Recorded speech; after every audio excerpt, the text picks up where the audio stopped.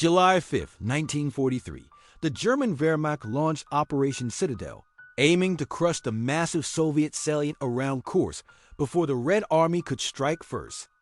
Waves of German artillery opened the battle with a thunderous barrage across the northern and southern fronts. In the north, General Model's Ninth Army surged forward, encountering deep belts of Soviet minefields that immediately slowed the German panzers.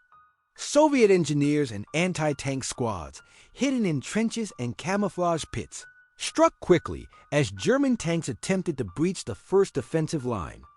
Luftwaffe aircraft roared overhead, diving on Soviet positions, but fierce Soviet anti-air fire turned the skies into a deadly contest.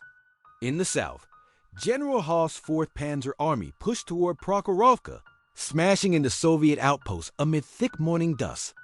Soviet soldiers of the Voronezh front resisted fiercely from fortified bunkers, machine gun nests, and anti-tank strongpoints laid across the open steppe.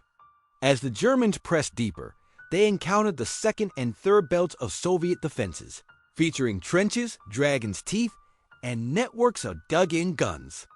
On July 10th, Soviet High Command committed armored reserves, rushing tank corps forward to seal breaches and counter German breakthroughs. By July 12th near Prokhorovka, more than 1,000 Soviet and German tanks converged in one of the largest armor clashes in history. The battlefield erupted into chaotic close-range combat as T-34s and Tigers fired at point-blank distance through smoke and flying debris. Soviet tank commanders charged aggressively through German formations, closing the gap to neutralize the advantage of the Tigers' long-range guns.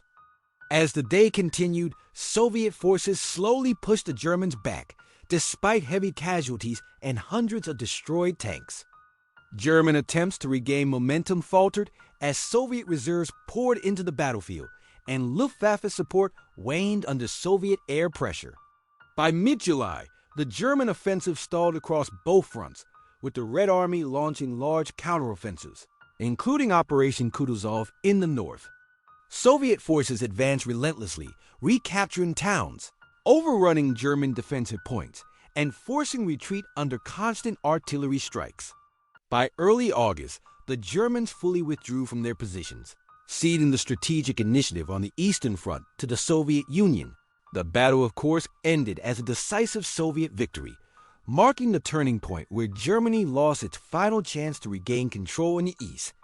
In the aftermath, burnt tanks, collapsed trenches, and smoldering villages stretched across the steppe, symbolizing the immense scale of the clash.